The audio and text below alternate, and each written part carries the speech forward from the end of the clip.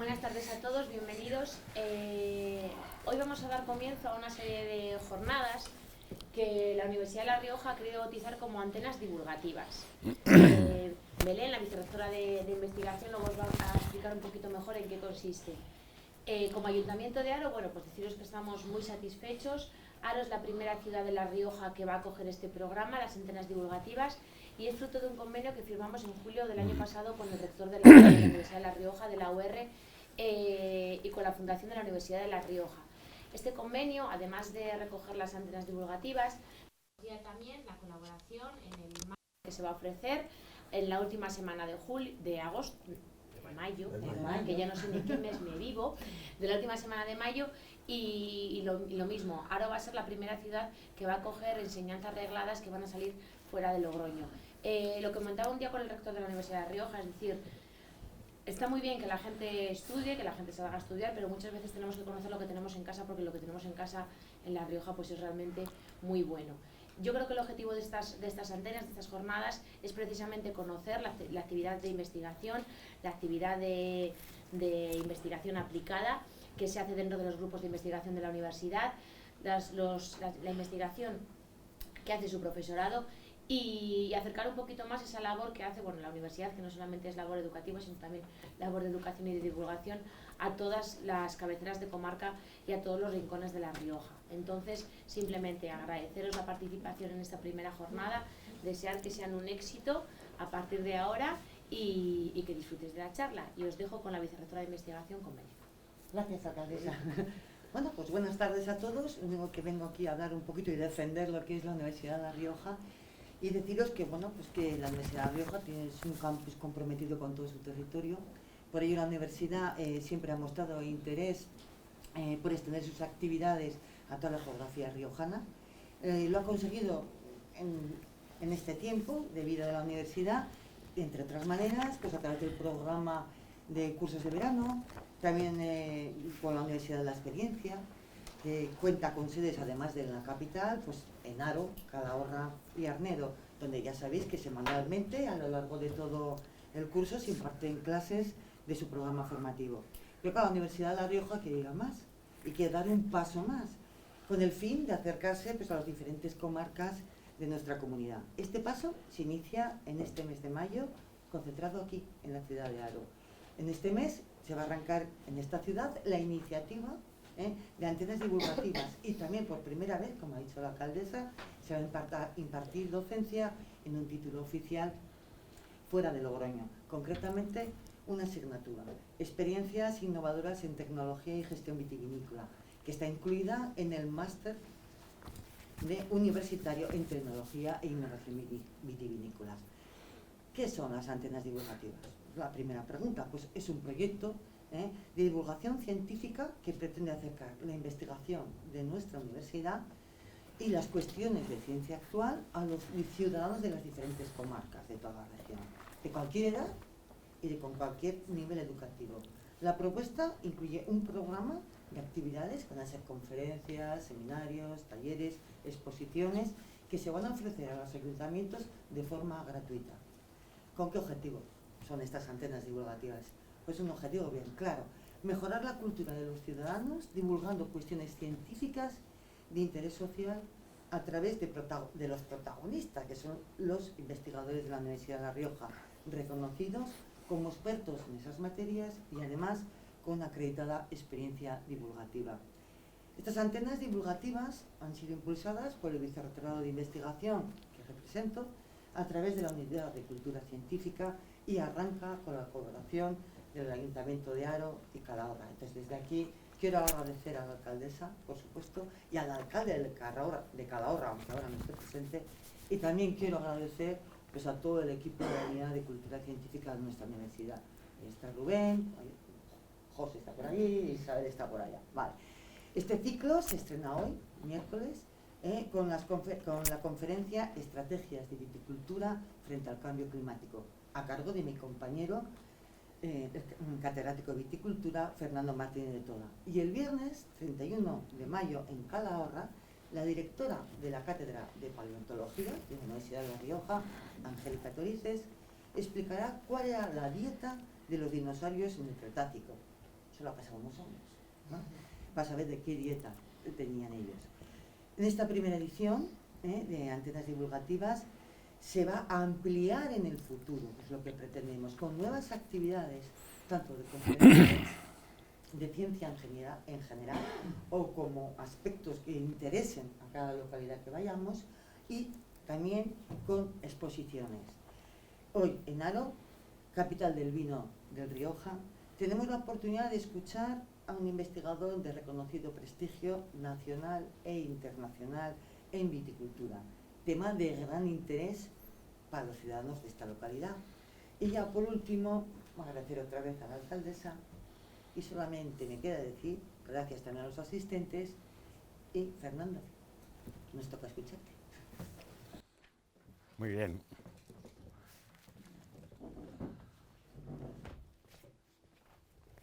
Muy bien, muy bien.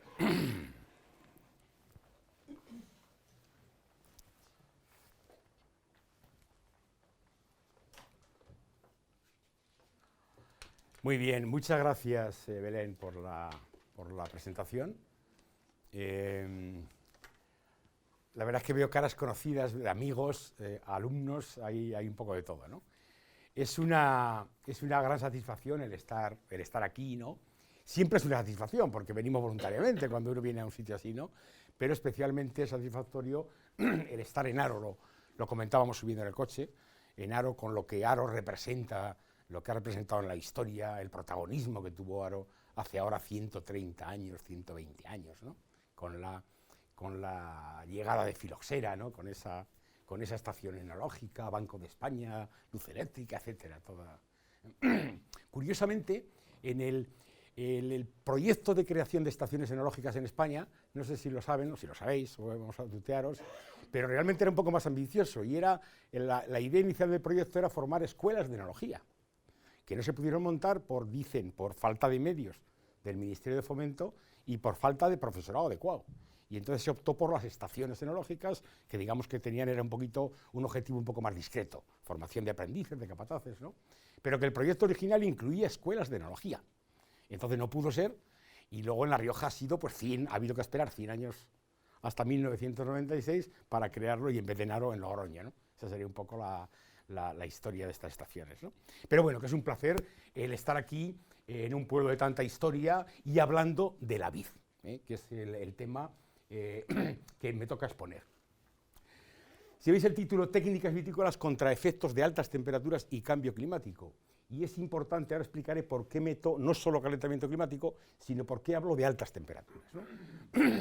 Bueno, ese es mi nombre, y este sería un poco el equipo de los colaboradores que varios de ellos conocéis y que han colaborado en este tipo de trabajos y siguen colaborando en la universidad en una medida u otra, ¿no?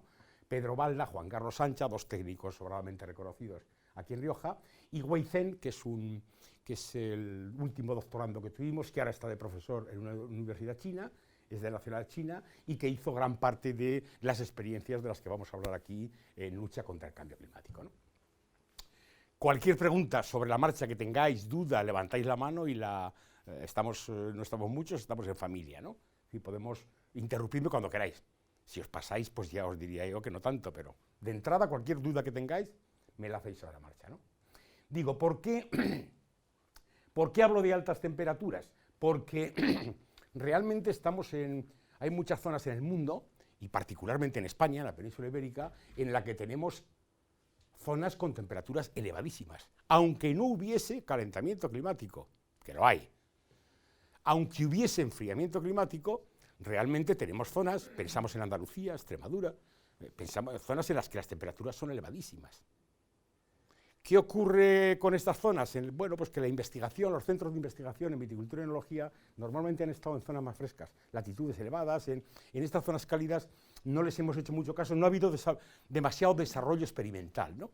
Pero realmente es un problema que hemos tenido siempre. Entonces, ahora mismo con el calentamiento climático nos está afectando a otras zonas, se pone de moda y empezamos a abordar el problema. Pero ese problema de altas temperaturas, repito, lo hemos tenido durante siglos y milenios en la península ibérica en muchísimas zonas. Pensamos en Montilla Moriles, y eso es un horno, por ejemplo, ¿no? Entonces es curioso destacar esto. Por eso hablo de altas temperaturas, además de calentamiento climático, ¿de acuerdo? Esa sería la justificación un poco del título. Bueno, esta es una imagen que a mí me gusta mucho porque es de Haro, además. Es de Haro, publicado en Zuia, pero lo que me interesa destacar, no tengo puntero, pero me interesa destacar especialmente en esta evolución de la temperatura, bueno, pues es una evolución a lo largo de la historia, ha habido subidas y bajadas siempre, pero la más interesante es esta. Esta interesante porque es la última, la que más nos afecta, y es la que hemos vivido, algunos de los que estamos aquí. Esto corresponde con los años 70, concretamente el 72. Yo no recuerdo si fue el 72 o el 73, pero está escrito y se recuerda que el 72 fue el año más frío que hubo. Este año en mi pueblo, yo soy de Badrán, a 624 metros de altitud, la uva no llegó a madurar. La uva se cogió medio enverada. Fue un año muy frío y es cuando se hablaba de los vinagrillos. La zona del Alto Najerilla eran vinagres porque no se llegaba a maduración completa. Repito, es este pico del año 70 y tantos, ¿de acuerdo?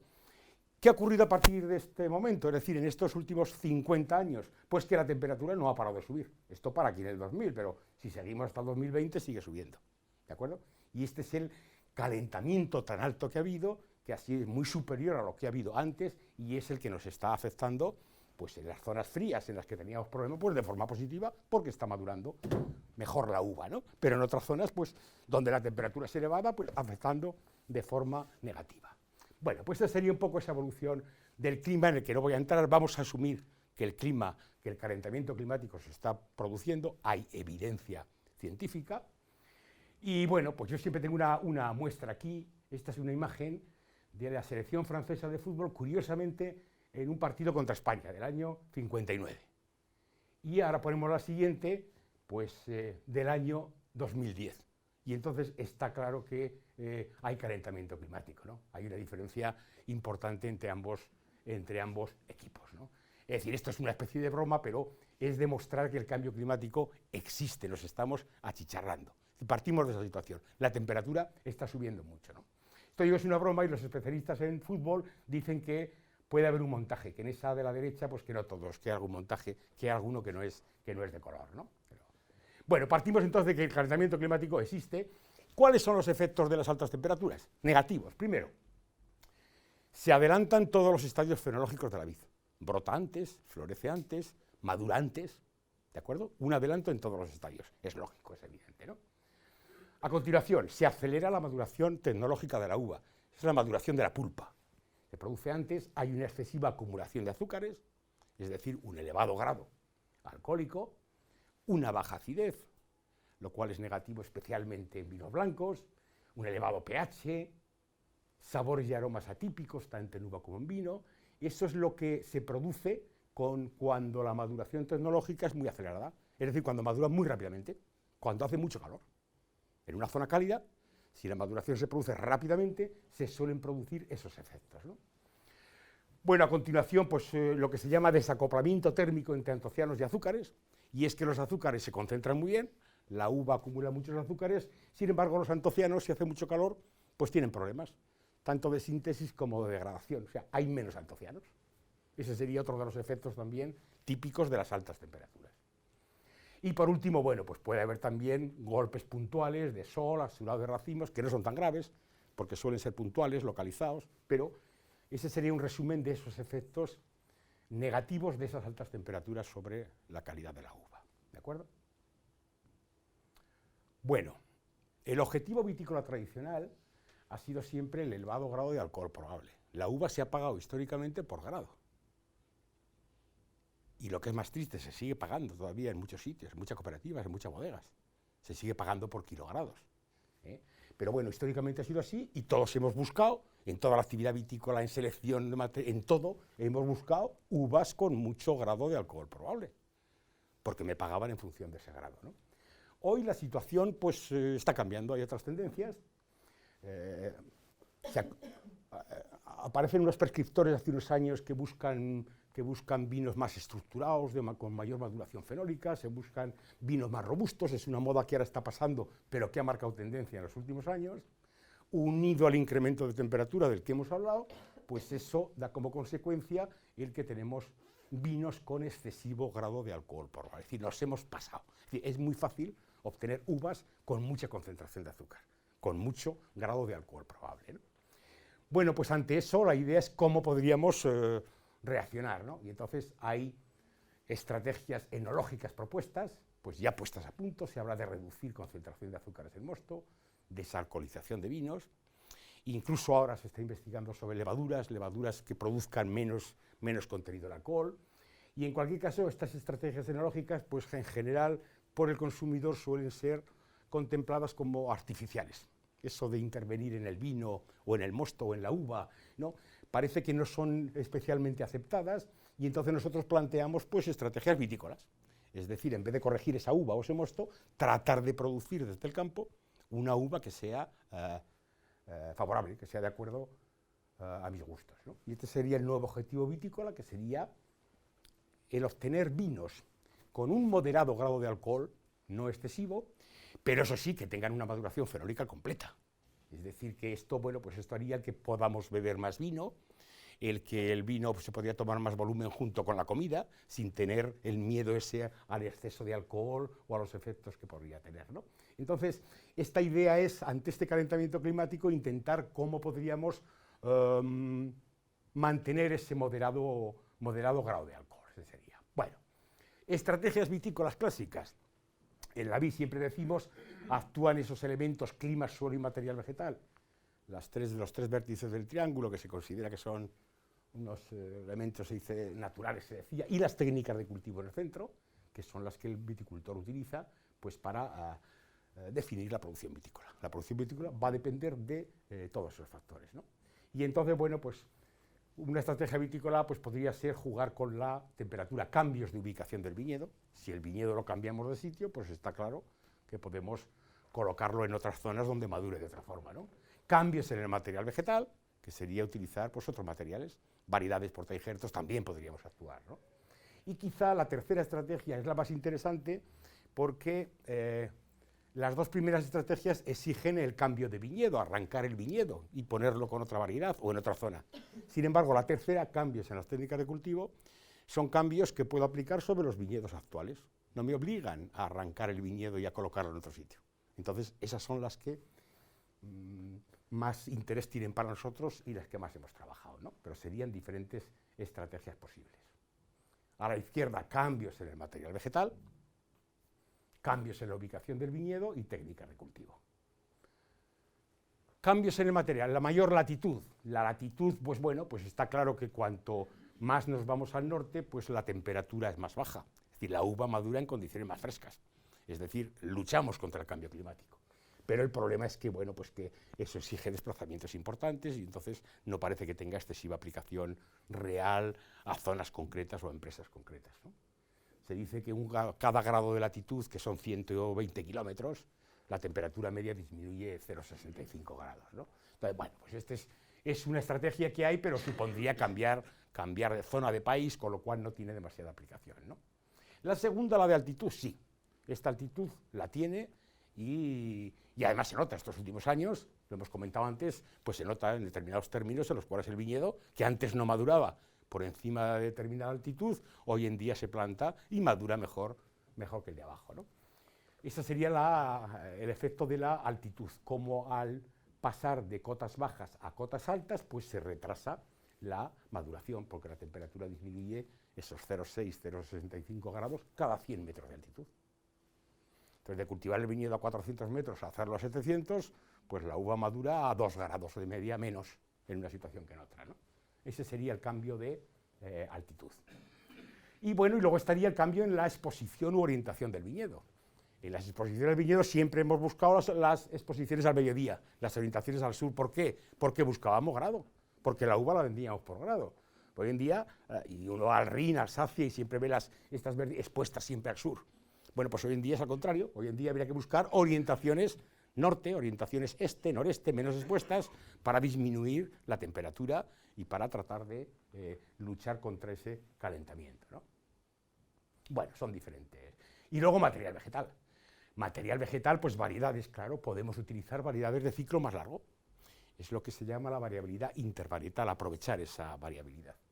Todas las variedades a veces no se entiende, a veces dicen, hombre, si yo pongo una variedad que no es típica de la zona, pues el problema es que cambio el estilo de vino. Sí, pero es que muchas veces esto puede aplicarse dentro de la zona, con las variedades de la zona, variando las proporciones. Por ejemplo, en Burdeos, dos variedades muy cultivadas son Cabernet Sauvignon y Merlot.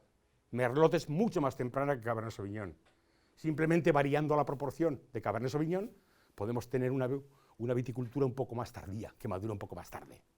Y en Rioja podría pasar lo mismo si en vez de cultivar solo tempranillo, cultivamos tempranillo con una mayor proporción de Graciano o de Mazuelo, o de Garnacha incluso. Es decir, jugando con proporciones dentro de variedades autorizadas, pues se puede conseguir un cierto retraso en esa maduración, ¿no? A nivel de clones, lo mismo. Dentro de cada variedad tenemos clones que son más tardíos que otros. Nunca nos han interesado esos clones. En la selección buscábamos los que maduraban rápido, los que acumulaban azúcar, porque era lo que me pagaban. Pero tenemos lo que se llama variabilidad intravarietal. Y tenemos clones que, uno frente a otro, clones de la variedad tempranillo, que maduran 10 días más tarde, o una semana más tarde, y esa es una variabilidad que también podemos utilizar, ¿no? Y luego los portainjertos.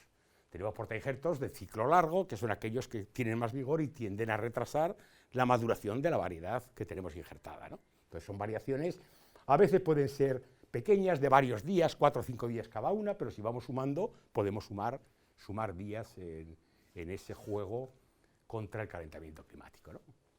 Bueno, pues esta es una especie de introducción a los diferentes tipos de estrategias que tenemos. Este es el esquema de las variedades. Aquí a la izquierda sería la clasificación de variedades en el mundo en función de la adaptación a zonas climáticas. Estas serían las más tardías.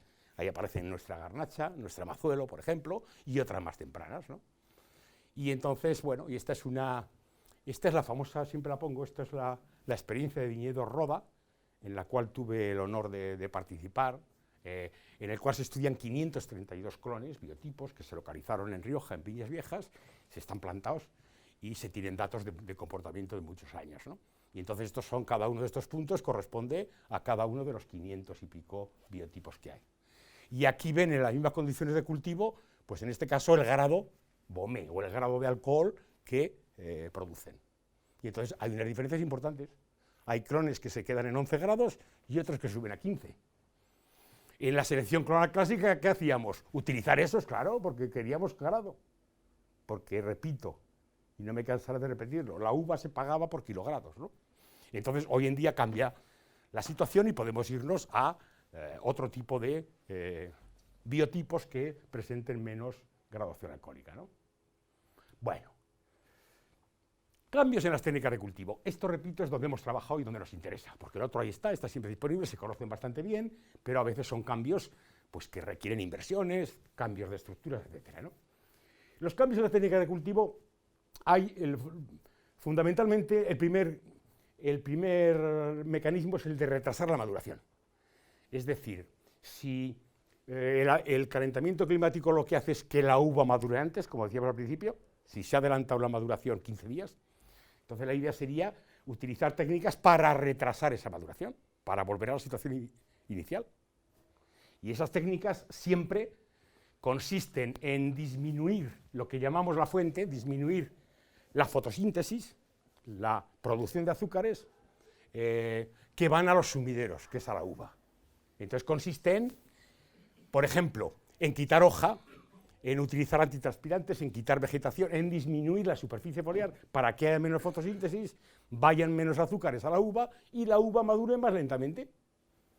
O sea, para alcanzar 13 grados de alcohol tarde más tiempo. Ese sería el primer aspecto, es retrasar la maduración. De esa forma yo puedo retrasar, volver otra vez a la maduración en las épocas correctas, ¿no? Otra posibilidad, no solo retrasar la maduración, retrasar todo el ciclo de la planta. Hacer que brote más tarde, como vamos a ver ahora, mediante poda tardía, hasta 2 semanas, o hacer incluso que brote hasta 2 o 3 meses más tarde, para lo cual hay que hacer, es posible, en el viñedo es posible y lo vamos a comentar, ¿no? Y bueno, y luego una tercera tipo de estrategia, pues sería una curiosidad que sería la doble vendimia, que sería hacer pues 2 tipos, vendimiar la uva en 2 veces, que vamos a exponer un poco rápidamente, ¿no? Bueno, ¿por qué interesa retrasar la maduración de la uva? Ahí a la izquierda lo vemos. Es para que la uva madure en condiciones más frescas, cuando hace más frío, en vez de hacerlo tempranamente, ¿no? Entonces mejorar la calidad, acidez, aromas, maduración, etcétera, ¿no? Ese sería el objetivo en relación con el cambio climático. Pero hay un objetivo muy importante para el viticultor, que sería este segundo, el de acercar o separar maduración entre diferentes parcelas. Es decir, con independencia del calentamiento climático, a mí me puede interesar el que una parcela concreta, que la tengo pues alejada del viñedo, me madura mucho más tarde. Tarda a madurar 10 días y entonces tengo que interrumpir la vendimia. Hago la vendimia de las parcelas que maduran antes y tengo que parar una semana o 10 días hasta que esa parcela llegue a maduración completa. Entonces, en ese caso, puedo intentar acercar la maduración de esas parcelas para vendimiar en un mejor momento, ¿de acuerdo? O bien separarlas. Hay viticultores que tienen todas las parcelas en una misma zona vitícola y la madura toda la vez. Y entonces tiene que vendimiar todo precipitadamente, con lo cual puede que le interese a alguna parcela retrasarla un poco, retrasar una semana o 10 días, simplemente por organizar mejor la vendimia. Es decir, que este retraso en maduración, que es lo que hemos trabajado y lo que vamos a exponer que es posible, no solo tiene aplicación en el cambio climático, que es como lo exponemos ahora, sino que tiene aplicaciones también concretas y puntuales. Me interesa acercar la maduración de dos parcelas o separarlas. Bueno, y este es un ejemplo pues, de los datos de Logroño, para que veáis las temperaturas un año concreto, de agosto, septiembre y octubre. ¿Qué significa el adelanto de los estadios fenológicos? Pues si yo adelanto la maduración un mes, pues quiere decir que la maduración se produce a 3 grados de temperatura más alto. ¿De acuerdo? Y bueno, pues de la misma forma, si yo retraso la maduración, soy capaz de que la uva madure si retraso un mes, pues 3 grados menos, porque es la diferencia que tengo de 3 grados entre mes y mes. ¿De acuerdo? Es decir, esta es la evolución normal de temperaturas del verano al otoño. Y entonces, si yo consigo retrasar, consigo que la uva madure a temperaturas más bajas. ¿De acuerdo? Y de esa forma escapo de ese calentamiento climático. Bueno, pues diferentes técnicas de manejo. A la izquierda, esas que decíamos que limitan la relación entre los azúcares producidos y la uva, varios, de los cuales hemos trabajado, algunos que expondremos, y a la derecha, pues retrasar todos los estadios fenológicos. Vamos a comentar alguna de ellas, las que más específicamente hemos trabajado, ¿no?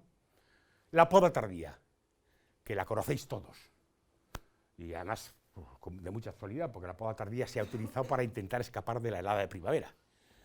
Hemos pasado la noche del domingo al lunes, hemos salvado, no ha ocurrido como hace 2 años, pero una forma de intentar que el daño de helada de primavera fuese menor era intentar retrasar la brotación de las yemas mediante esta poda tardía.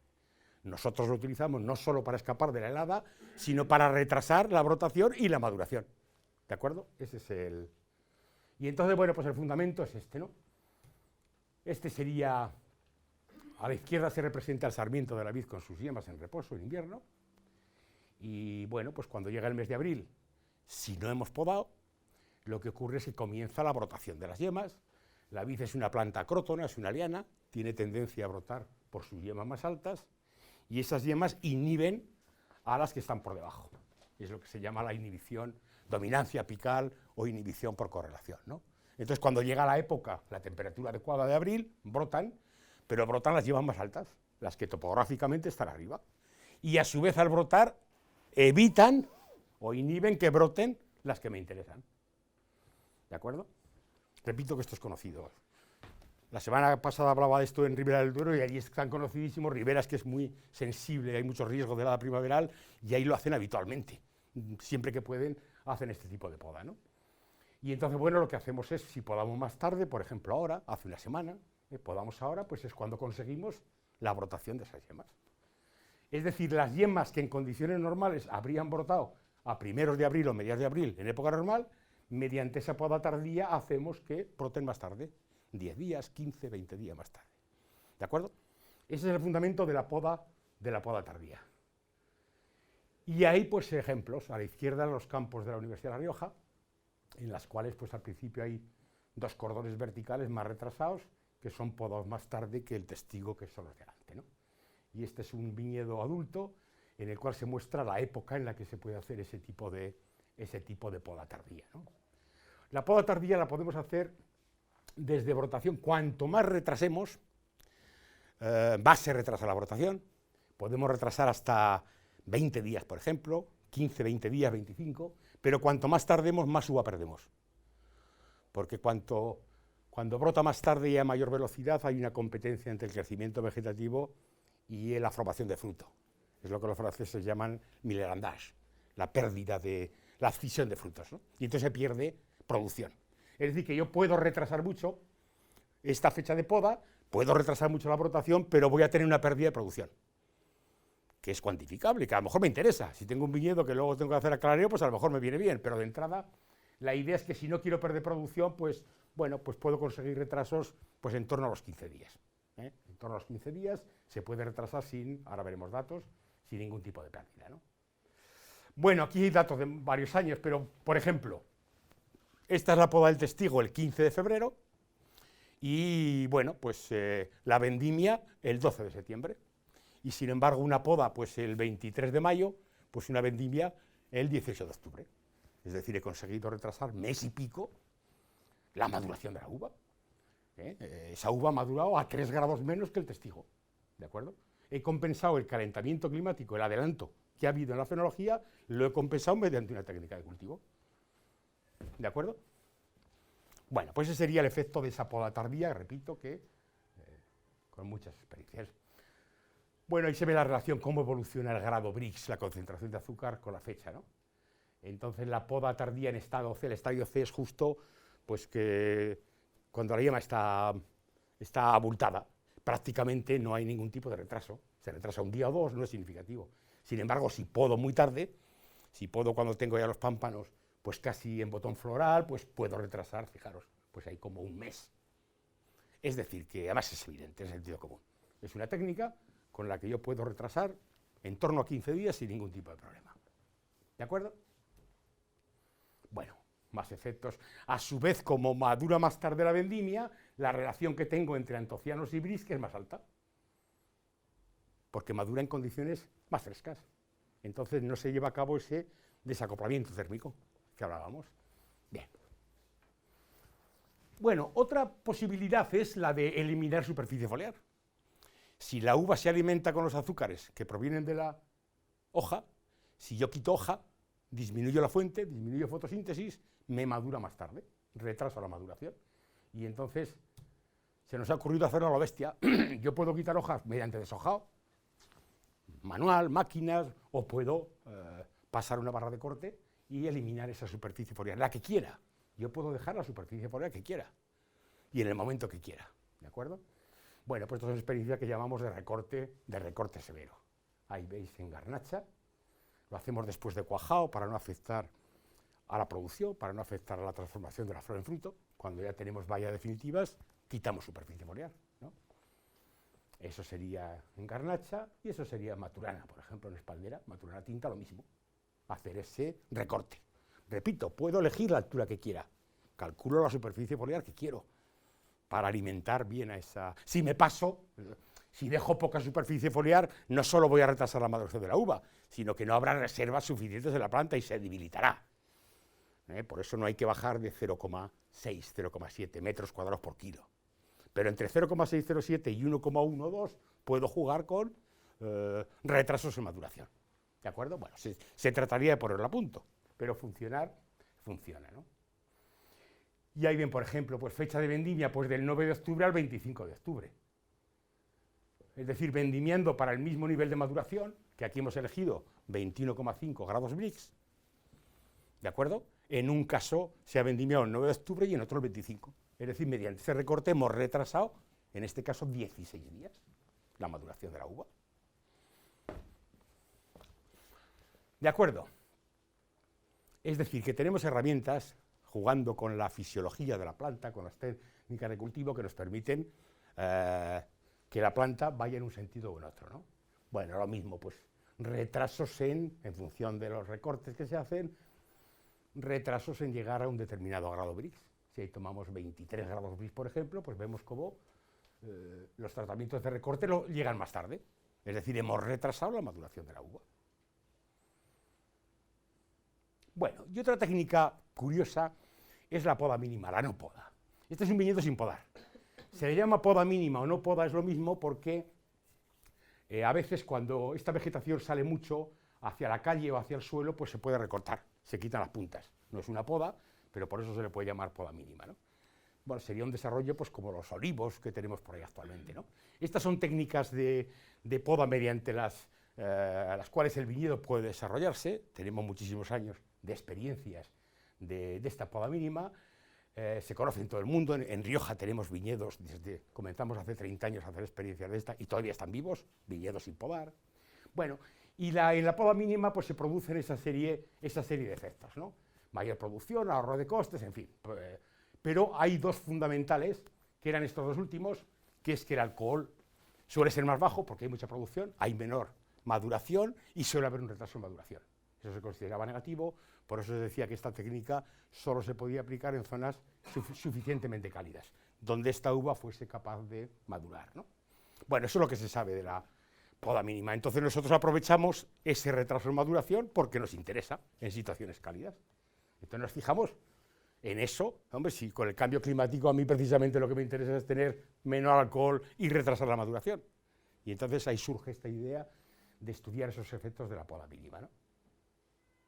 Bueno, y entonces, pues ahí veis diferentes experiencias en las cuales, pues lo mismo que antes, se demuestra, pues si nos fijamos en datos, aquí por ejemplo lo mismo, fecha para alcanzar 22 Brix, es decir, mismo nivel de maduración, en un caso el 1 de octubre, en otro el 20, en un año, y en el otro de 15 a 28, es decir, un retraso de 20 días. Y luego, bueno, pues parámetros. Aquí encima tenemos más concentración de antocianos, no solo por la temperatura, sino porque tenemos valla más pequeña y la relación ollejo se sabe también, ollejo-valla es mayor, con lo cual es un efecto general, ¿no? Bueno, ¿qué quiere decir esto? ¿Dónde se puede hacer? Porque hay reglamentaciones que impiden hacer una poda mínima, claro, pero pues en cualquier zona vitícola en la que se quiera producir uva sin más, zona cálida, pues el no podar realmente permitiría producir más uva de menor grado, retrasar maduración y conseguir una mejor calidad, sin ninguna, ¿no? Bueno. Esta quizá sería la menos aplicable en nuestras condiciones por la reglamentación de Rioja. Bueno, pues lo mismo, ahí veis diferentes experiencias. ¿Cómo se retrasa? El control, para llegar a determinados grados Brix, pues se retrasan una serie de días. Y lo mismo la relación antocianos-azúcares, pues mejora. Es decir, como decíamos antes, ¿no? Bueno, resumen sobre estas técnicas, fundamentalmente estas tres que son las que más hemos trabajado. Primera, disponemos de varias. Cada una de ellas la pueden retrasar hasta 15 días sin problema, incluso más, pero para evitar efectos negativos, digamos 15 días. Con lo cual, pues la poda tardía que hemos visto, bueno, los recortes de vegetación, brotación de muchas yemas o esta poda mínima, es decir, que disponemos de varias técnicas, ¿no? Todas tienen modelos de actuación distintos, o sea que puedo utilizar más de una. Puedo hacer una poda tardía y cuando llega el mes de julio veo, ¿quiero retrasar más o no? Y si quiero retrasar, pues puedo recortar, o quitar hoja, o puedo no hacerlo. Es decir, que lo puedo aplicar de forma sucesiva o no, ¿de acuerdo? Por ejemplo, poda tardía más recorte de vegetación podía retrasar hasta 30 o 40 días. Y eso, vamos, hemos visto, además es de sentido común, funciona perfectamente. Es decir, si eso no se hace es porque no se quiere. Y repito, esos 30 o 40 días son más que suficientes para cualquier situación vitícola normal, media, como la de Rioja, es decir, para cualquier calentamiento climático que se ha producido y que se va a producir en los próximos años. Estamos hablando 20 días. Es decir, que de esa forma podríamos solucionar y retrasar la maduración sin ningún tipo de problema, ¿no? Esto supondría retrasar la vendimia del 1 de septiembre al 1 de octubre. Es decir, en el caso en que la vendimia se me produzca muy tempranamente, digamos, siempre que se pueda vendimiar a partir del 15 de septiembre, pues todavía hay temperatura baja y tal, pero si se adelanta y maduramos a 1 de septiembre o final de agosto, con tan alta temperatura, aquí es donde convendría empezar a aplicar estas técnicas. Y entonces podríamos retrasarlo perfectamente un mes. Pero repito, sin ningún tipo de problema, estudiado y sin contraindicación, ¿no? Y un ejemplo es el de la uva embolsada de Vinalopó, que yo siempre me fijo todos los años. La uva embolsada de Vinalopó, que es la que se toma en Nochevieja, pues hay años en los que los viticultores están preocupados porque ha venido temprano, ha madurado antes de tiempo y la tiene que conservar en campo, pues un mes y pico, para que llegue en buenas condiciones a Navidad. Ya sabéis que la uva embolsada, protegida, bueno, pues les madura antes porque quieren, porque aplicando estas técnicas la pueden madurar exactamente el día Nochebuena o cuando quieran, ¿no? Es un ejemplo de técnicas que se pueden aplicar. Bueno, consecuencias del retraso de maduración, la que hemos puesto antes. Este es el observatorio de Logroño, pues si retraso un mes, retraso la temperatura media de maduración en 3 grados. Y si repaso 20 días, pues en 2 grados. Pero eso ocurre siempre. Dependerá del año, hay años en que baja más o no. Es decir, el retraso siempre lo consigo. El que luego sea más o menos eficaz depende del año. Hay años en que de agosto a septiembre baja mucho. Y hay años en que baja un poco menos. Pero bueno, eso depende del año, ¿no? Pero lo que está claro es que puedo retrasar y disminuir temperaturas. Y el interés que decía antes para acercar o separar fechas de vendimia, como decíamos antes. Bien, pues esto es lo fundamental en cuanto a aplicación concreta. Bueno, esto no me lo invento yo, esto está publicado en diferentes publicaciones, revisado, etcétera, ¿no? Ahora bien, ¿qué ocurre en regiones? Repito que esto es válido para el 90 y tantos % de las zonas vitícolas españolas, ¿de acuerdo? Ahora bien, ¿qué ocurre en regiones donde ese retraso de un mes o de 45 días no es suficiente? Y pongo como ejemplo siempre Montilla-Moriles, que eso es un horno. Yo en Montilla-Moriles siempre quedé tan impresionado que siempre lo cuento. Yo en Montilla-Moriles he visto vendimiar la variedad Chardonnay el 28 de julio. Vendimiar. Variedad Chardonnay, claro, una variedad temprana. Pero el 28 de julio, imagínense en qué condiciones ha madurado esa variedad, ¿no?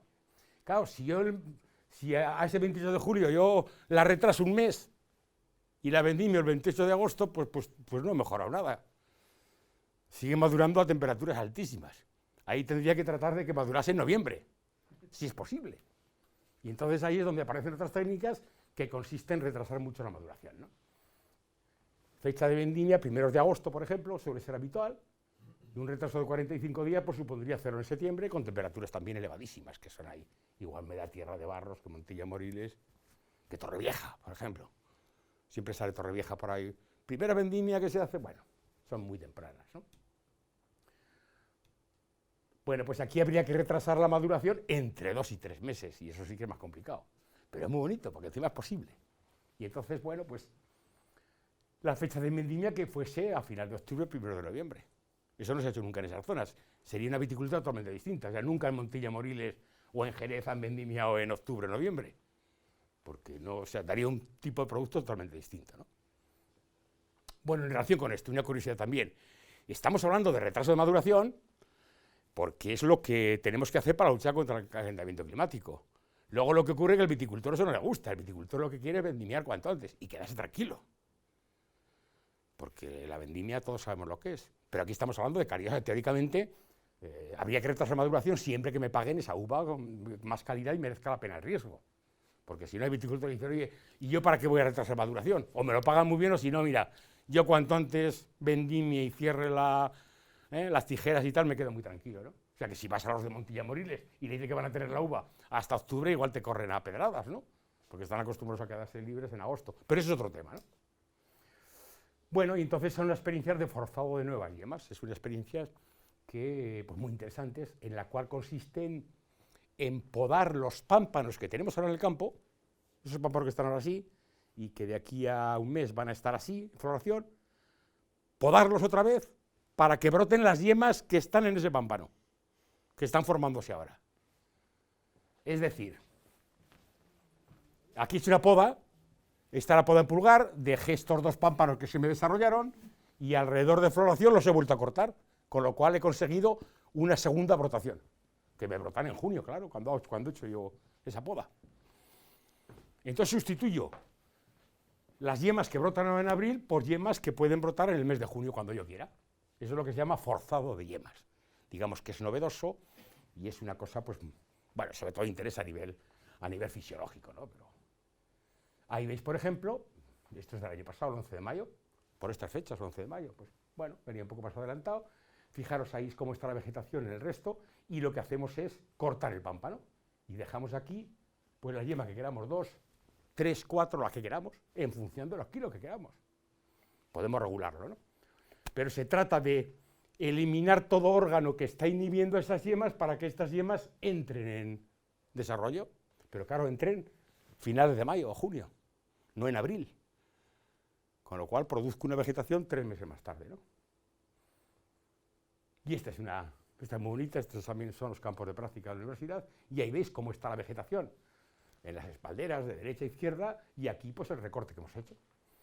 Hemos recortado, repito, a una determinada altura en función de las yemas que queremos, 2, 3, 4, y están apareciendo esas nuevas yemas que están brotando y que terminarán, ahí veis, con inflorescencia, terminarán dando uva. ¿De acuerdo?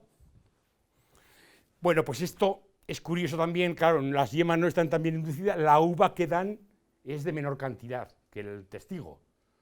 ¿De acuerdo? Dan menos uva estas yemas que las otras.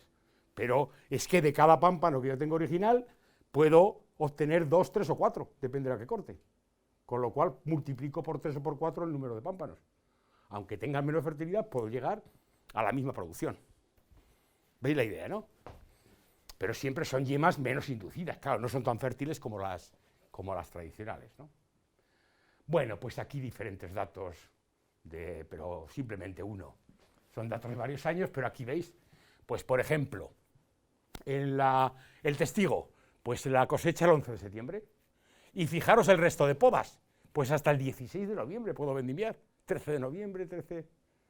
Es decir, que retraso 2 meses como nada, incluso más podría retrasar, ¿no? Esa maduración de la uva. Entonces digamos que esta es una técnica, pues bueno, pues para situaciones excepcionales, ¿no? O a nivel de experimentación o de investigación, ¿no? Bueno, detalles de diferentes estadios. Repito, si lo hacemos muy pronto, pues normalmente es hacia la época de floración, es decir, cuando el pámpano está más o menos en junio transformándose la flor en fruto, suele ser la época más correcta para hacer ese forzado de yemas, ¿no? Pero bueno, consiste en estudiarlo y ver qué es lo que ocurre en cada condición de cultivo, ¿no? Bueno, y ahí veis, pues lo mismo, los retrasos fenológicos, pues en este caso el control. La brotación se produce, pues en este caso, a primeros de abril, sería el control verde, y la poda 5, por ejemplo, pues se ha producido, bueno, y el embero se produce el 30 de julio, y la poda 5 que le he hecho en julio, pues se produce el embero se produce el 20 de octubre, el embero. Puede llegar a maduración en diciembre, o sea que se puede conseguir ese retraso, ¿no? Bueno, pues eso es, este sería el ejemplo, la comparación final de estas diferentes técnicas, el efecto en retraso de maduración, si mejoran o no la relación de antocianos, qué efecto tiene sobre producción. Esto consiste por el apunto, pero es sencillo, se hace pruebas y ya está, ¿no? Composición, acidez y el tiempo extra de trabajo que puede suponer cada una de las técnicas, ¿no? Pero es una especie de repaso general a técnicas sencillas, todas conocidas, ninguna es complicada, requiere material especial, se puede hacer sobre viñedos actuales y repito, si alguien quiere no tiene más que probarlo este año. La ventaja de los viticultores es esa, que en una fila se hace una prueba y ya está, ¿no? Luego hay que medir, no se puede ver a ojo, ¿no? Bueno, por último, simplemente a nivel de técnica que no tiene nada que ver con manejo de vegetación, consiste en una técnica muy sencilla que también pusimos a punto hace unos años, que consiste en hacer 2 fechas de recogida, 2 vendimias. Una, pues, al final del embero y otra en maduración. Y entonces es lo que llamamos doble vendimia. La uva que a veces se quita en aclareo de racimos porque tenemos mucha, pues la idea es guardarla en mosto, prensar y guardarlo en mosto o en vino, lo que queramos, lo que llamamos mosto vino verde. Esto depende del enólogo, se podría elegir una cosa u otra, y el resto de uva se deja que siga su maduración completa, ¿no? Digamos que ese primer mosto verde que tenemos arriba es una reserva de mosto de poco alcohol probable, 8 o 9 grados y de mucha acidez. Es una reserva que tenemos ahí de mosto verde para mezclar con el resto. Entonces este ya podemos madurarlo lo que queramos. Aquí no me importa que este mosto llegue a 14 grados o 15 y que me desaparezca acidez, porque luego voy a utilizar los dos, voy a mezclar los dos, ¿no? Entonces tengo, simplemente por hacer 2 fechas de poda, tengo 2 volúmenes de mosto distintos, ¿no? Y entonces, bueno, elimino de aquí la parte que quiero, un 50%, y mezclo del anterior en el mismo tanque. Y entonces, ¿cuál es la idea? La idea es el madurar el ollejo de esta uva tinta que he vendimiado en la segunda vendimia final, me fermenta con el mosto, no solo de su uva, sino de una mezcla de uva verde. Entonces, de esta forma, soy capaz de que los ollejos maduros a nivel antociánico, como quiera y tal, me fermenten con una pulpa, con un mosto que tenga 10 grados de alcohol, de media entre los dos, 11 grados de alcohol, un pH determinado, etcétera, ¿no? Es decir, que la idea es sencilla, ¿no? También. ¿Sería esa doble vendimia? Bueno, pues depende un poco jugando con kilos, puedo jugar con proporciones, con momentos de vendimia. Bueno, esto simplemente como detalle. Luego se puede hacer, está estudiado fermentaciones, hay características del mosto verde, del mosto maduro y de cómo se podría, ¿no? Esto es una curiosidad. Detalles, pues, por ejemplo, alcohol, fijaros, pues el testigo 15 grados y, bueno, dos tratamientos hay, en mosto y en vino, con 11 a 10 grados, ¿no? Si nos vamos a la última de la derecha, ahí veis la idea. La idea sería, después de poner a punto y de cómo haya que tratarlo a nivel enológico, como se quiera, ¿no? Pero la idea es que tenemos vinos de 11 grados y pico, pero que a nivel de IPTs y a nivel antocianos son comparables al testigo. Es decir, que conseguimos la misma maduración fenólica, lo que tenemos por calidad fenólica de la uva, pero en vez de hacerlo con 15 grados o 14 y medio, hacerlo con 11 y pico, 12, ¿no? Eso sería la idea, por lo menos, de esa doble vendimia, ¿no? Bueno, catas en las cuales no aparecen grandes diferencias entre esos vinos, pero sería una modalidad, ¿no? Estos son los primeros resultados de doble vendimia. Podemos tener vinos de 11 grados de alcohol que se pueden obtener con intensidad de color y comparables a vinos maduros, que parece que es una posibilidad en la que se podría trabajar, ¿no? Niveles de acidez y pH comparables al testigo, bueno, impresión sensorial sin defectos, y este sería ese resumen de esa doble vendimia que ahora, si queréis, preguntáis algo, ¿no? Bueno, y por último, la idea es que no hay que ser alarmista, que tenemos un amplio abanico de posibilidades de actuación, ¿de acuerdo? Podemos hacerlo. Que tenemos que poner a punto esas técnicas, al final pues va a depender de variedades, de sistemas de cultivo, y que tenemos mucho tiempo además. Y que cuando se habla, el calentamiento climático es progresivo, llevamos unos años ya, pero se habla de qué pasará al año 50. Los viticultores y los enólogos del año 50 no han nacido todavía, muchos de ellos, y estamos ya formando a gente llevamos años ya con este tema de calentamiento climático. Es decir, que tenemos años para ir aprendiendo e ir adaptándonos, ¿no? Entonces, cuando digáis eso de que va a desaparecer la viticultura de zona, no, tenemos muchísimas herramientas y disponibilidad para poder enfrentarnos a ese problema, ¿de acuerdo? Y eso es un poco lo que os quería transmitir, ¿no? Observar, analizar y actuar, ¿no? Ese sería un poco. Bueno, pues nada más, como no habéis preguntado nada, ahora me empezáis a preguntar, ¿no? A ver si tenéis alguna duda. ¿Hay alguna a largo plazo, hay alguna contraindicación en las podas tardías o muy tardías, a largo plazo, de un viñedo ya implantado? ¿Hay alguna contraindicación de debilitamiento de la planta, de menos vigor, de que se vaya haciendo más floja la planta, o realmente no hay ninguna? No, antes que eso llegaría a decir, si tú la haces excesivamente tardía y retrasas muchísimo, de forma que acortas mucho el ciclo, ya te perdería incluso en uva, que hemos dicho, no tendrías producción. Por eso ya no te interesa retrasarla mucho. Entonces lo que te interesa, estamos hablando de retrasos, pues eso, en torno a 15, 20 días máximo. Y digamos que eso no es retraso, que eso en relación con la temperatura que tienes después, al final no supone acortamiento de ciclo para reservas. O sea, no hay. Pero ya te digo, el retrasar más lo evitarías no solo por esa posible menor fotosíntesis global en el año, sino porque puede haber pérdida importante de uva. Entonces, si tienes un viñedo productivo lo puedes hacer, pero si no, no. Y otra pregunta, aunque aquí está hablando de técnicas vitícolas, enológicas, vitícolas, referente al suelo, aunque quizás no sea el objeto de la charla de hoy, pero referente al suelo, ¿habría alguna técnica, manejo, laboreo, cubierta vegetal, que permitiera también, por ejemplo, actuar sobre la... ¿Retrasar maduración? Retrasar el ciclo, etc. No. La única que tendría sería la misma que el agua o la misma que el portainjerto, el vigor. Es decir, a mayor fertilidad de suelo, estás induciendo un mayor crecimiento de la planta, con lo cual puedes retrasar un poco la maduración, todo por exceso de vigor, ¿no? Pero sería el mismo efecto que un portainjerto vigoroso o que exceso de agua, ¿no? No habría... No. Y luego el mantenimiento del suelo sí que puedes tener diferencias, pero a nivel un poco, pues, de que la temperatura pueda ser un poquito más extrema o no a nivel del microclima de racimos, pero no en cuanto a cambios de retraso o de adelanto en relación con el cambio climático, ¿no? En el suelo, digamos que que no, que seguiría funcionando lo mismo que por desierto o lo mismo que el riego, ¿no? Sí. Me gustaría preguntar, muy interesante, cambiando un poco de tercio, si en vuestro grupo de investigación tenéis integrados tus datos de museo, si trabajáis con espectroradiometría de campo, usáis técnicas de teledetección o algo, o... No, mi grupo no. Nosotros trabajamos en experiencias concretas, son temas puntuales. Ahí hemos visto experiencias de un año, de otro, en Maturana, en mi pueblo, en Logroño, en Tempranillo, en Garnacha. O sea, actuamos a nivel de parcela. Y lo que estudiamos es, muy concretamente con repeticiones, lo que estudiamos es el efecto concreto en lo que se llama viticultura de precisión. Es decir, pero de precisión de hacerlo a mano, de medir y tal, ¿no? No, lo que tú estás hablando es de ver un poco qué ocurre a escala general. Y a escala general no puedes plantearte experiencias de estas, claro, no... Es decir, a escala general es para ver un poco cambios generales o de vigor o cómo se comportan, que es lo que se conoce como viticultura de precisión, mal llamada viticultura de precisión. Es una detección o teledetección. La viticultura de precisión es esta.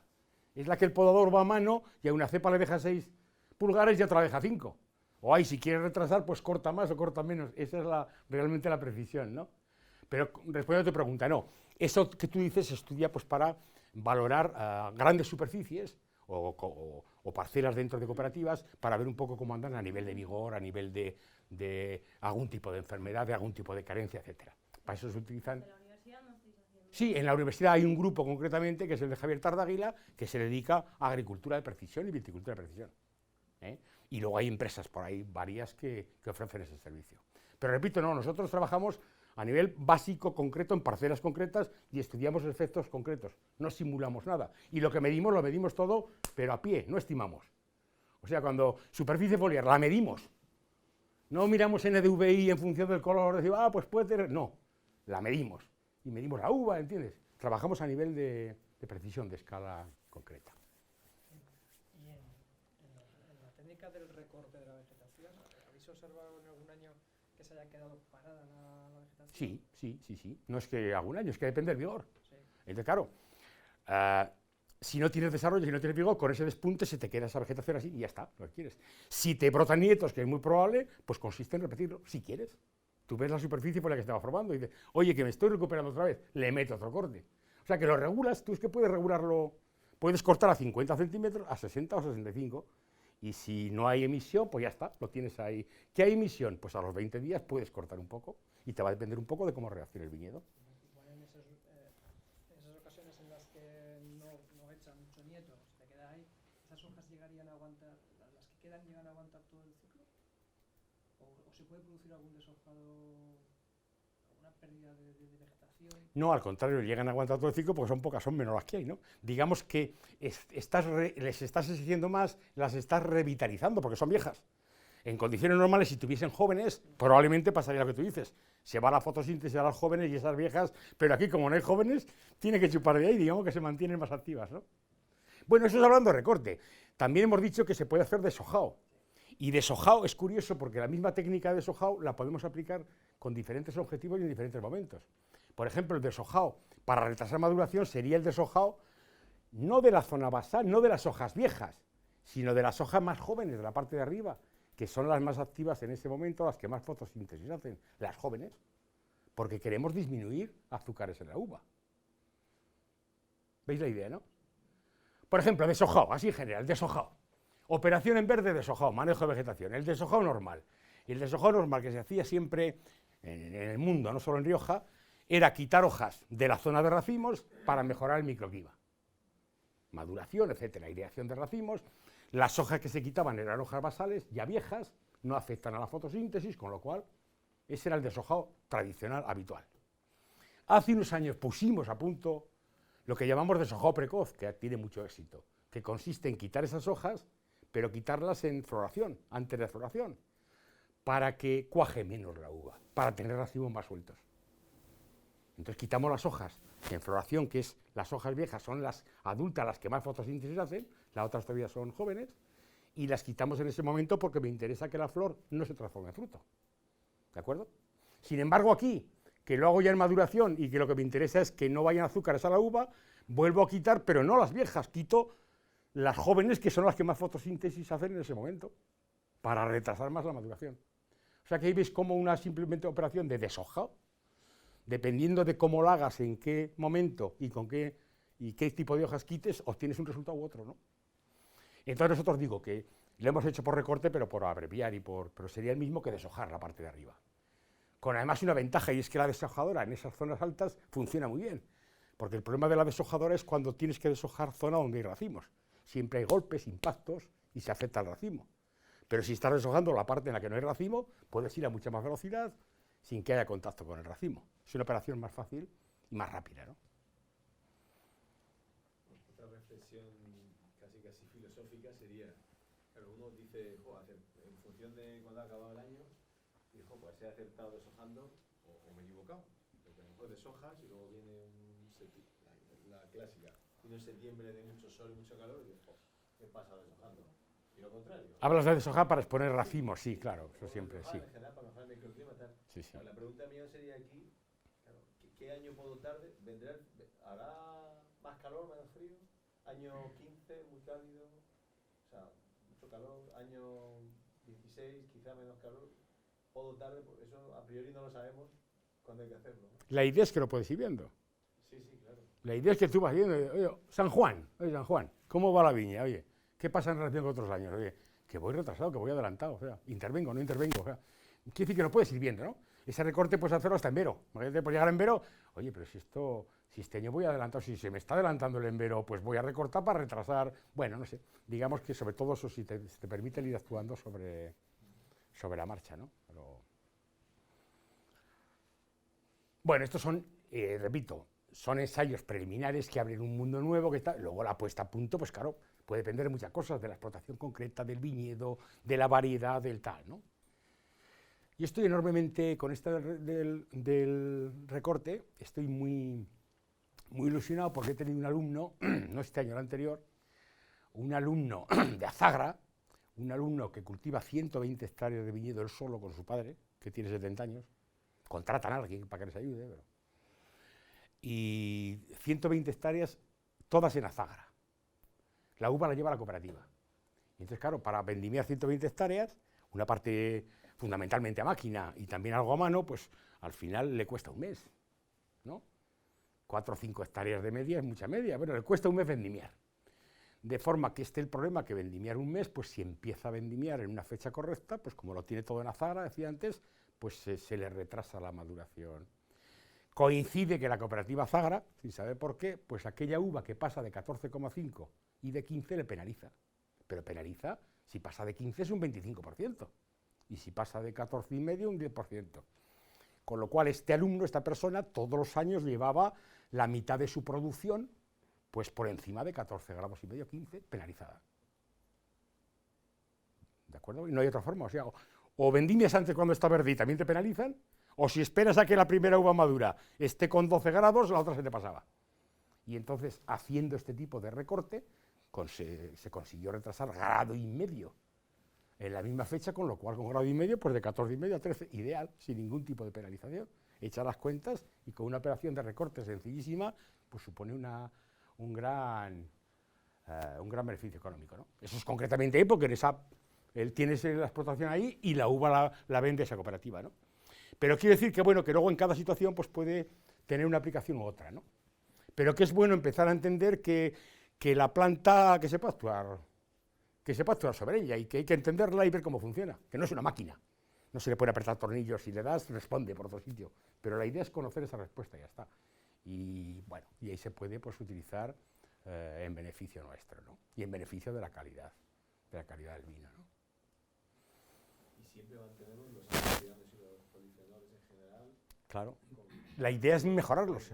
La idea es, frente al calentamiento climático, frente a esta maduración con temperaturas altas, que sabemos que es negativo, intentar paliar esas condiciones, intentar mejorar, ¿no? Mantener esas condiciones. Las técnicas parecen muy interesantes. A mí me salta una duda. Hace poco hemos pasado la rotación, yo soy de Rioja Baja, y bueno, veíamos como había una disparidad de brotación muy evidente, ¿no? Y cuando te acercabas a ver los viñedos, a ver porciones estaban muy adelantadas, descubrías que los cortes de poda eran muy finos, muy pequeños, había mucha debilidad.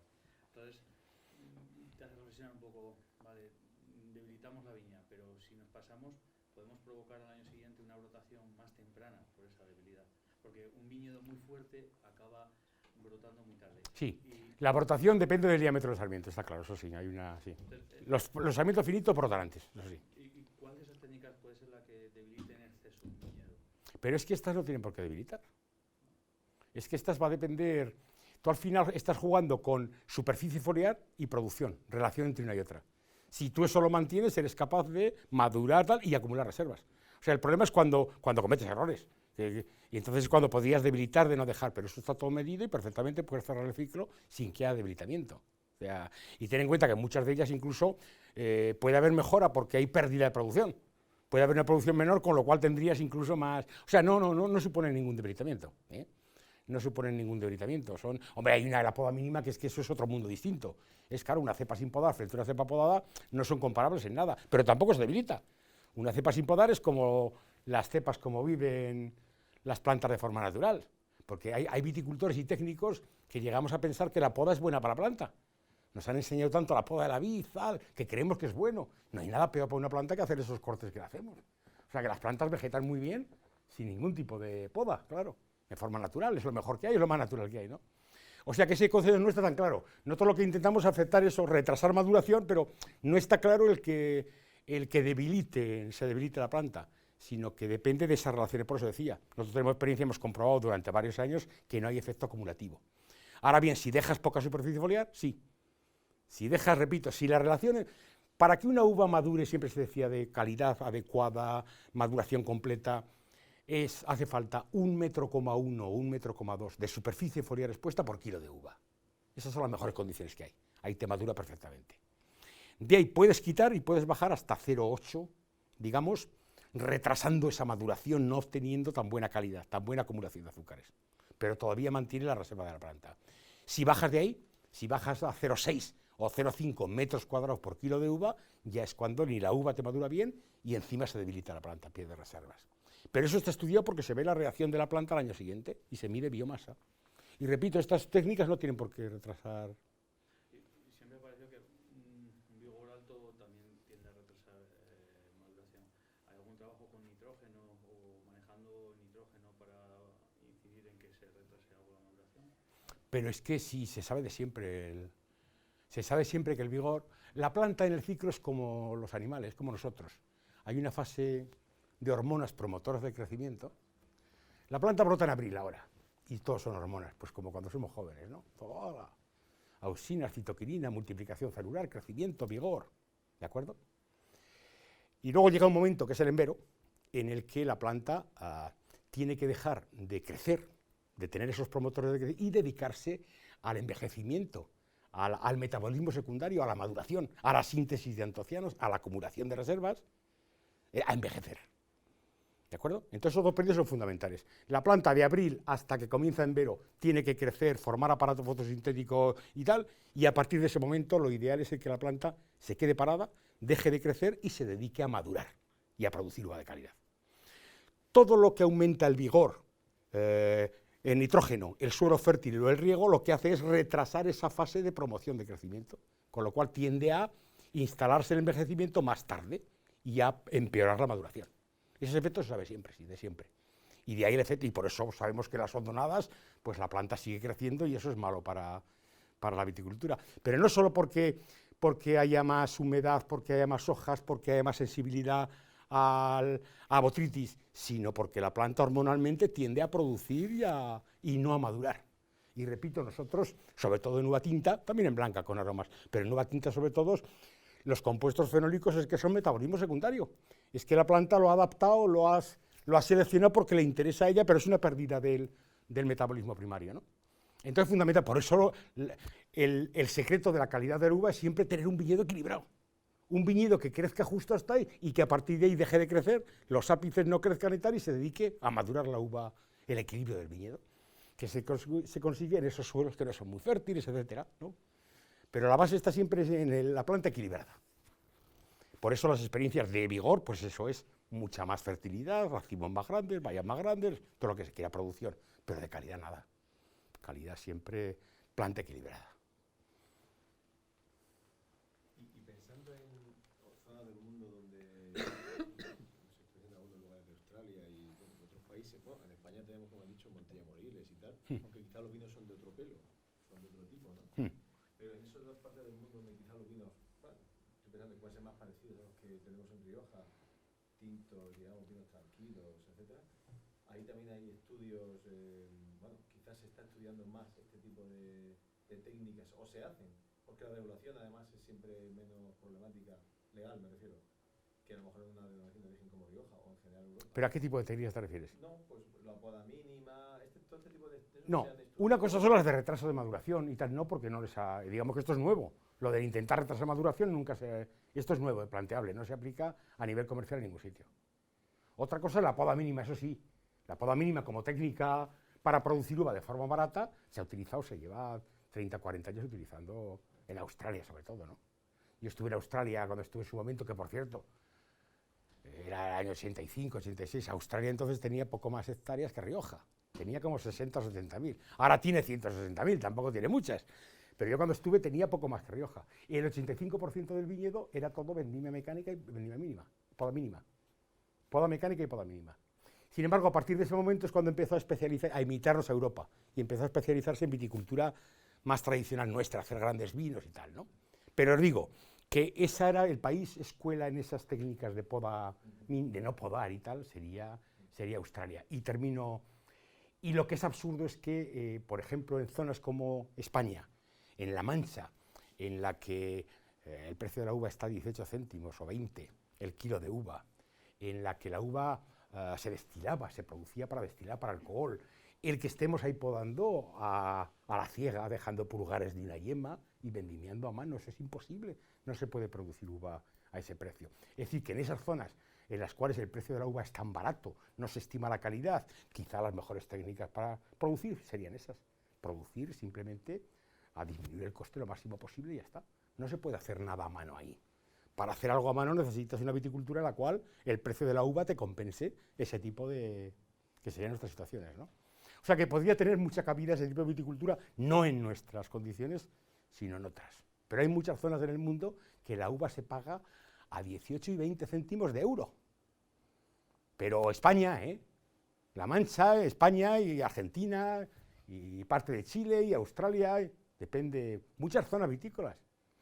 Y claro, si los costes de producción aquí en Rioja para nuestras producciones pueden estar en torno a los 50 céntimos 60, está claro que esa viticultura no puede subsistir, o aguanta pues algún viticultor anciano que aguantamos ahí, que quedamos, pero no puede haber reposición. Esa viticultura desaparece, o si se quiere mantener, habrá que producir a menor coste del que nos pagan el kilo de uva, ¿no?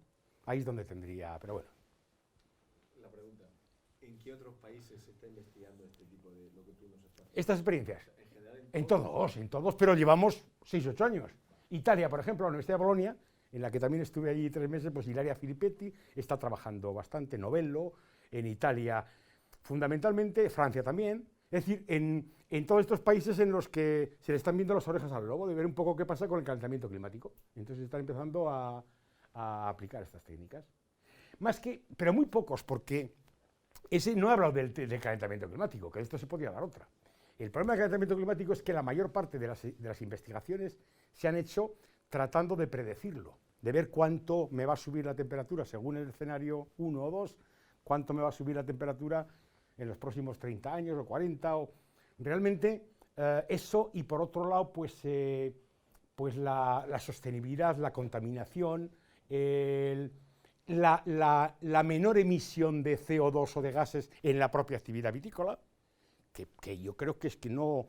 Primero, un ejemplo, hay unas empresas muy importantes y grupos de investigación y dinero público en el cual lo que se está intentando es reducir la huella, reducir las emisiones de CO2.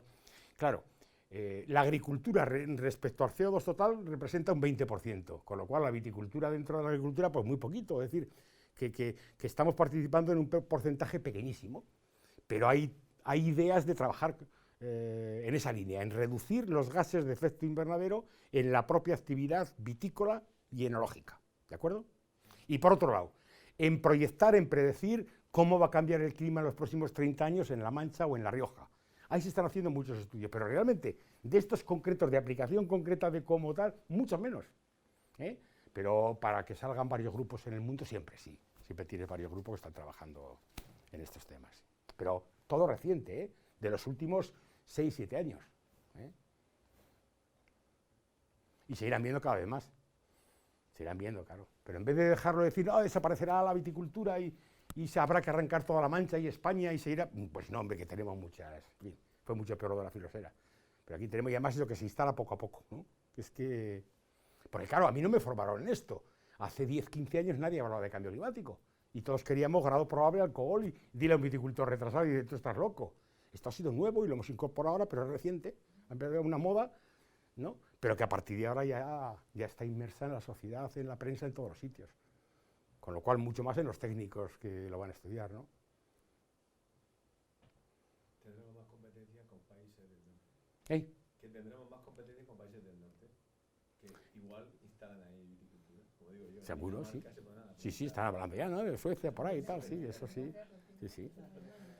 Bueno, aquí en Rioja nos ha venido mucho mejor. El calentamiento climático ha hecho de mi zona, de la Rioja Alta en Najerilla, que repito, como he dicho antes, no maduraba la uva, tenemos ahora uvas espectaculares y vinos espectaculares. O sea que bueno, que hay zonas en las que ha ido bien, ¿no? Había zonas frescas en las que la limitación de maduración ha sido, en fin, zonas que se han pasado mal, ¿no? Y hoy en día está garantizada, llevamos 20 o 30 años en que se garantiza la maduración en cualquier zona, ¿no? Más cosas. Quedaros con la idea esa, de que son muchas las posibilidades. Luego ya, pues, ponerla a punto y tal, ¿no? Y para eso hay equipos y se pueden poner técnicas a punto. Pero que no, que es fácil, que tenemos muchísimas herramientas, muchísimas armas. Es que no nos tenemos por qué conformar con lo que nos viene, sino que somos capaces de actuar, ¿eh? Y podemos hacerlo, ya está. Es que cambia en pocos años cambia totalmente. Yo siempre digo a mis alumnos, yo mi tesis doctoral, que la hice el año 82, era contra el corrimiento de la variedad garnacha. La variedad garnacha se corría y aquí en Rioja la producción dependía, como había mucha más garnacha que tempranillo, pues dependía del corrimiento de la garnacha. Y mi tesis era para mejorar la producción de la garnacha. Y pues la hemos mejorado tanto que nos hemos pasado. Y ahora estamos ya buscando garnachas o haciendo deshojadas. Y todo es así, pero al final lo importante es conocer el funcionamiento muy bien e intentar luego aplicarlo y actuar en el sentido que nos interese. Es muy importante ese conocimiento. Y luego orientarlo de una forma u otra, ¿no? Pero eso es.